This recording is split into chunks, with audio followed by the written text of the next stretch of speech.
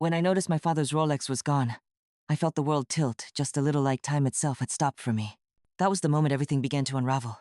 I was sitting at my desk, the late afternoon sun casting a warm, golden glow over the scattered papers on my laptop. The soft hum of the air conditioner filled the room, mixing with the faint scent of jasmine from the garden outside. It was a quiet, ordinary Tuesday. Or so I thought. The watch wasn't just any watch, it was my father's. A vintage Rolex, inscribed on the back with a message only I knew. For Bella, time is the greatest gift. Use it wisely. He had given it to me years ago, on my 18th birthday, when he passed away suddenly. It was his way of reminding me to cherish every moment, to live fully, and never let time slip through my fingers. And now, it was gone. I had this sinking feeling in my stomach as I ran my fingers over the empty spot on my polished oak desk. The leather tray where I always placed the watch was empty, just like the space inside my chest that felt hollow and cold. Maybe I misplaced it, I whispered to myself. But deep down I knew. This wasn't a simple mistake. The silence in the house was heavy, broken only by the ticking of the old grandfather clock in the hallway, a reminder that time, unlike my watch, was relentless. That evening, my phone rang. The caller ID showed a name I didn't recognize. Vince Mancini. His voice was calm, almost cautious. Miss Chen? This is Vince from Mancini's pawn shop downtown. I think I have something that belongs to you. I blinked, the phone slipping slightly in my hand. What do you mean? There was a Rolex brought in last week. It had an engraving that caught my eye. I did a little digging, and it seems it might be your father's. I wanted to get in touch before doing anything else. The room felt like it was spinning. I gripped the phone tighter, my voice barely a whisper. Can I come get it? Yes, it's safe here. I want to return it to you personally. That night, as I lay in bed, the words echoed in my mind. Why would someone take it? And who would do something like this? Especially to family. The next morning, I drove to Vince's shop, the city noise blurring past me. When I stepped inside, the smell of leather and old wood wrapped around me like a familiar, if not comforting, blanket. Vince handed me the watch carefully, like it was fragile glass. I ran my fingers over the cool metal, then flipped it over. The inscription was just as I remembered. But then, something caught my eye. A tiny seam along the watch's caseback that I hadn't noticed before. Curious, I pressed gently. A hidden compartment popped open, revealing a folded note. My heart pounded as I unfolded it. The handwriting was unmistakable, my father's. Bella, if you are reading this, it means someone has taken my watch without your knowledge. I trust you will find the truth. Look beyond what you see. The real legacy is hidden where time meets trust. My mind raced. Who could have taken it? And what secret was he trying to tell me? Vince watched me quietly, and then spoke gently. I recognized the watch. It's rare, and when I saw the inscription, I knew it was stolen. But I'm glad it's back with you. That's when I asked the question I'd been too afraid to voice.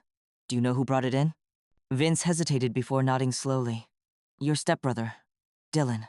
He seemed nervous when he came by. The room spun again. Dylan, my stepbrother, the one who had always been distant, cold, and oddly secretive. And my mother, Linda, and stepfather, Gregory. They must know something too. How could they let this happen? I left Vince's shop with more questions than answers, the weight of betrayal settling heavily on my shoulders. Before long, the note led me to a small, worn key taped inside the hidden compartment. It was old, brass, with a mysterious inscription, "For the door to your future." My hands trembled as I pocketed it, the air thick with anticipation and fear. The key unlocked a safe deposit box at a local bank, a place my father had never mentioned. Inside, I found something unexpected. Bearer bones, faded with age but valuable, and a leather-bound journal filled with my father's handwriting. The journal wasn't just a diary. It was a ledger listing unpaid business debts, accounts from people and companies who owed him money, including Westgate Builders, a notorious firm in our city. This was my father's hidden legacy, a future he had quietly built. Beyond the watch and the note, a lifeline meant for me. I realized then that the true gift wasn't the watch, but time itself, a chance to rewrite my story, to claim my freedom. But first, I had to confront the family who had tried to steal that from me. That afternoon, after closing the safe deposit box, I sat alone in my small, sunlit kitchen. The journal spread open on the table. The faint aroma of brewing coffee mixed with the lingering scent of fresh rain from the window left ajar. Outside, birds chirped as if oblivious to the storm swirling inside me. I flipped through the pages, the handwriting neat but urgent. My father's words weren't just numbers, they were fragments of a man trying to protect his family in silence. There were names, amounts owed, dates, some debts decades old, others recent. Each entry felt like a whisper from a past I barely knew. One name stood out: Westgate Builders. I had heard the name before. The company had a reputation for cutting corners, stiffing small contractors, and dodging payments. My father's journal painted a clearer picture. He had lent them money during a tough project. Money that was never repaid. A mix of anger and sadness welled inside me. Why had he kept all this a secret? Why didn't he tell me about this safety net? My phone buzzed. It was Dylan. I stared at the screen, my thumb hovering over the decline button. I didn't want to talk to him. Not yet. Instead, I dialed a number I had saved weeks ago, Elena Rodriguez. A sharp, no-nonsense lawyer my father's accountant had once recommended. If anyone could untangle this mess, it was her. Elena answered promptly, her voice steady and reassuring. Bella, I'm glad you called. I've reviewed your father's estate before. What's going on? I explained the watch, the note, the key, and the safe deposit box. She listened carefully and then said, your father was smart to leave this behind. Those bearer bonds are significant, and the debts could be collectible if handled right. But you're dealing with family here, be cautious. I felt a lump form in my throat. Family. The very people I thought I could trust were the ones hiding secrets. Elena agreed to meet me the next day. That night, sleep evaded me. The house felt colder, emptier, as if shadows lingered in the corners. My mother, Linda, and stepfather Gregory passed me in the hallway with barely a glance. Dylan was distant, avoiding eye contact, his silence louder than words. The next morning, I invited Elena to my house. As she studied the documents, her brow furrowed. Westgate Builders is a tough one, Bella. But with proper legal steps, we can recover those funds. And about your stepbrother, if he's taken what's not his, that's theft. I swallowed hard. The word felt harsh, but true. That afternoon, I gathered the courage to confront my mother. We sat in the living room, the sunlight filtering through sheer curtains, casting delicate patterns on the carpet. Her hands trembled slightly as she sipped tea, eyes avoiding mine. Mom, I began softly. Did you know about the watch? About Dylan bringing it to the pawn shop? Her eyes flickered with something I hadn't seen before. Guilt, maybe. She sighed, voice barely above a whisper. I didn't want you to get hurt. Dylan made mistakes, Bella. Gregory and I thought we could protect you from all this. Protect me? I echoed, disbelief sharpening my tone. By letting him steal from my father's memory? By letting you all hide this from me? She looked away, tears pooling. At home, I spent evenings reading my father's journal, learning about the man behind the business. His entries weren't just numbers, they were stories of struggle, hope, and sacrifice. One passage stayed with me. Sometimes, the greatest debts are not financial, but emotional. To forgive is not to forget, but to free yourself. I realized then that forgiveness wasn't weakness. It was strength. The family dynamics shifted too. Conversations with my mother became more honest, tinged with remorse but also healing. One afternoon, she called me, voice trembling. Bella, I'm sorry. For the secrets, for the pain. I thought I was protecting you, but I only hurt us all. I took a deep breath. The hurt still raw, but the love beneath undeniable. Mom, we can't change the past, but we can choose what comes next. I want us to try for the family I hoped we'd be. There was a pause, then a soft, hopeful, yes. Dylan reached out once, an awkward message filled with regret. I didn't respond immediately. When I finally did, I kept it simple. I hope you find your way, Dylan. So do I. In the quiet moments, I found myself reflecting on the true meaning of legacy. It wasn't the Rolex watch, or the money, or even the debts collected. It was the gift of time, the freedom to live life on my own terms, unburdened by the past, the chance to build something real, something lasting, from the broken pieces. That night, as I placed the watch back in its case, I whispered, "Thank you, Dad, for trusting me." Outside, the city lights flickered like stars, and the ticking of the watch carried on steady, sure, and full of promise. The following weeks were a delicate dance between rebuilding and reclaiming. My days became a blend of phone calls, meetings, and quiet moments of reflection. The weight of what had happened lingered, but so did a growing sense of empowerment. I had moved into my new place fully now. Boxes unpacked, walls adorned with photos and memories that felt like mine alone. The old scratches on the wooden floors caught the sunlight in a way that made me smile, imperfections and all. It was imperfect, just like life, but it was mine. One morning, I found myself staring out the kitchen window, the sound of the city humming softly below. The scent of fresh bread baking from a nearby bakery drifted inside. I sipped my coffee slowly, savoring the peace that had been so elusive before. Then the call came. It was from Gregory. I hesitated before answering. Our last exchange had been tense. But something in his voice was different this time, quieter, more honest. Bella, can we talk? I owe you an apology, and I think you deserve some answers. I agreed. We met at a small park, the kind with towering oaks and benches worn smooth by years of use. Leaves crunched beneath our feet as we walked. Gregory's usual sternness softened as he began. I was wrong to stay silent. Linda and I thought we were protecting you from the family drama, but we only added to it. He paused, eyes searching mine. Dylan took the watch. Yes, but it wasn't just him. We were all complicit in hiding the truth. You deserved better honesty, respect. I'm sorry. His apology wasn't perfect, but it was real. I nodded, feeling a weight lift from my chest. We're all flawed, I said quietly, but I'm choosing to move forward, with or without you. Gregory smiled faintly, a glimpse of the man I wished he could always be. The conversation with Gregory marked a turning point. While the past couldn't be undone, a path toward healing had opened. My mother called that evening, voice tentative. I want to be part of your life again, Bella. If you'll let me. I took a deep breath, feeling the familiar ache of trust, but also the warmth of hope. Let's take it one day at a time, Mom. Meanwhile, Dylan kept his distance but complied with the agreement. The money was returned, and the legal matters wrapped up quietly. I realized I didn't hate him, not really. He was a person tangled in his own mistakes, as flawed as any of us. One afternoon, Elena and I sat in her office, going over the last of the debts to collect. The atmosphere was lighter, more relaxed.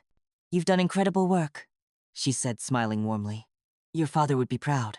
I smiled back, feeling a deep connection not just to him but to the woman I was becoming. With the financial burdens lifted, I began to dream again. I started taking photography classes, something I'd put off for years.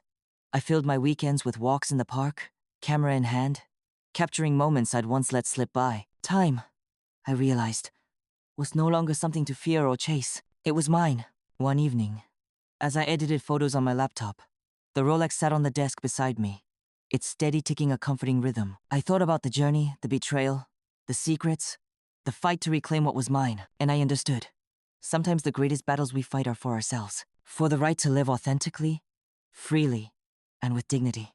The morning air was crisp as I stood outside the small courthouse where the final paperwork was to be signed. The sunlight filtered through the trees, casting dappled shadows on the steps, and I could hear the distant chatter of passers-by, unaware of the storm I had weathered to get here. It had taken months of waiting, negotiating, and digging through old wounds.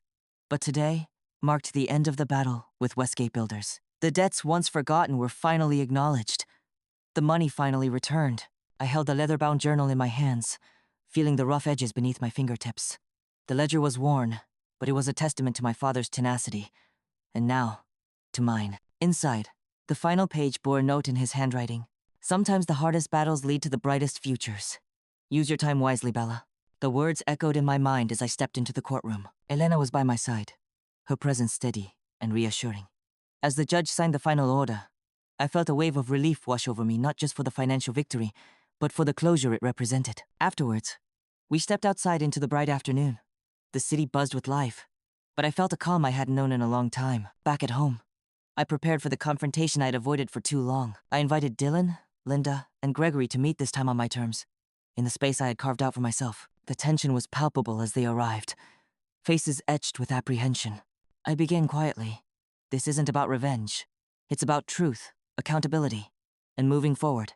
Dylan looked down, words caught in his throat. You stole from me? I said simply. He nodded, voice barely audible. I thought no one cared, but I was wrong. Linda's eyes shimmered with tears. Gregory's jaw tightened. I know now that silence hurts more than words ever could, Linda whispered. I'm sorry, Bella. I met her gaze, holding back the flood of emotions. Apologies don't erase the past, but they can be the start of healing. We talked for hours about mistakes, regrets, and the fragile threads of family. It wasn't perfect. It wasn't easy, but it was real. In the days that followed, I settled into my new rhythm, a life defined by choice rather than obligation. I poured my energy into my photography, capturing the world in moments of light and shadow.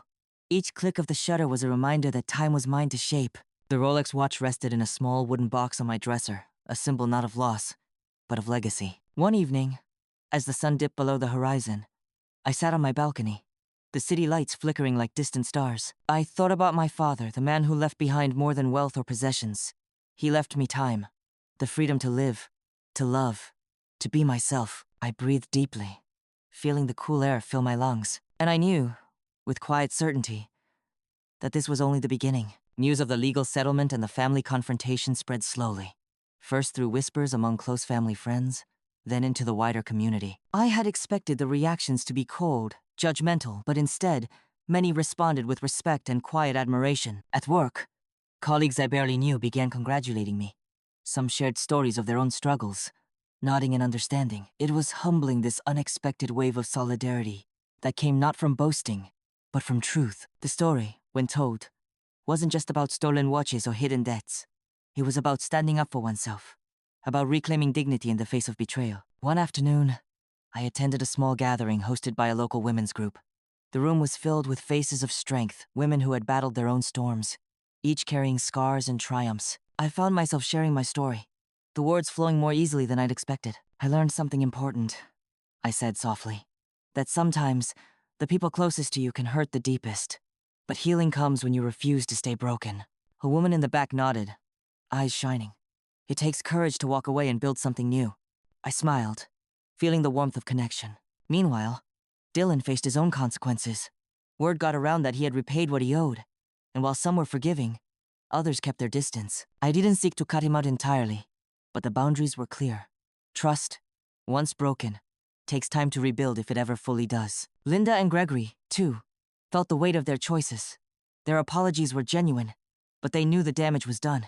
I sensed in them a quiet resolve to make amends, even if from afar. At home, I began the slow process of transforming my space, not just physically, but emotionally. Walls once filled with memories of others were now adorned with my own photographs I had taken, quotes that inspired me, small mementos that marked milestones of growth. I planted herbs by the kitchen window, the scent of basil and mint reminding me daily that life could be nurtured, even after the harshest winters. One evening, as I prepared dinner, the soft ticking of the Rolex echoed through the apartment. It was no longer a symbol of loss or betrayal, but of resilience. I had learned that time, while unforgiving, was also a gift, a chance to heal, to grow, and to choose my path. Months passed, and with time came a new kind of peace, quieter, steadier, less dependent on others' approval. My life, once tangled in betrayal and secrecy, was now a tapestry I wove myself, thread by delicate thread. I spent mornings sipping tea on my balcony, the city awakening below me.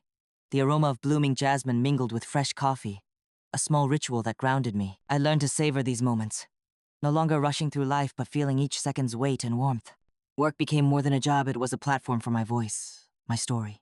I started volunteering at a local nonprofit, helping women in crisis find resources and hope. Their resilience reminded me daily why I had fought so hard to reclaim my own. One afternoon, my mother called again. This time, her voice was steadier, filled with genuine intention. "Bella, I want to rebuild what we lost. Not erase the past, but build on something new." I paused, feeling the old wounds ache faintly beneath the surface. But I also felt the pull of forgiveness, not for their sake, but for mine. "Mom, I'm willing to try. Slowly, with honesty." We agreed to meet for lunch, two women cautiously stepping toward healing. Dylan reached out too, this time with no expectations, only a desire to listen. "I know I hurt you," he said simply, "and I don't expect forgiveness overnight, but I want to be better." His words hung between us, fragile, honest. "I believe people can change," I replied, "but trust needs time." It wasn't an easy path, but it was real. The Rolex watch remained a silent companion through it all, its steady ticking a reminder that time heals and teaches. I took it to a jeweler to have the hidden compartment examined again. Inside, the old note from my father rested safely, a talisman of wisdom and love. I realized then that my father's true gift wasn't the watch itself, nor the money or debts he left behind. It was the freedom to use my time to build a life that reflected my values, my strength, my truth. One evening, I stood on my balcony watching the sunset bleed orange and pink across the sky. The world felt vast and full of possibility. I whispered softly, "Thank you, Dad, for everything." And I felt, for the first time in a long while, truly free. Thank you for listening to my story. Sometimes, life hands us more than we can bear: betrayal from those we love, secrets that shatter our trust, and losses that feel impossible to recover from. But in those moments, I learned something powerful.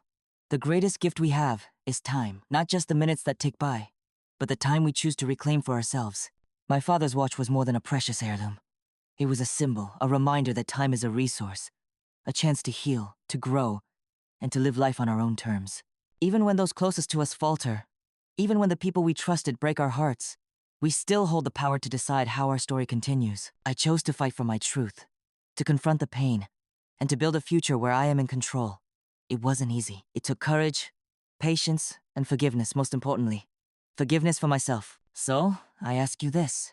When faced with betrayal or loss, how do you choose to spend your time? Do you let the past define you? Or do you find the strength to move forward? I'd love to hear your thoughts and stories in the comments. Sharing our experiences helps us heal and reminds us we are never truly alone. If you found strength or hope in my story, please consider subscribing for more stories of resilience, love, and family. Together, we can navigate life's challenges with grace and courage. Remember, time is your most precious gift. Use it wisely.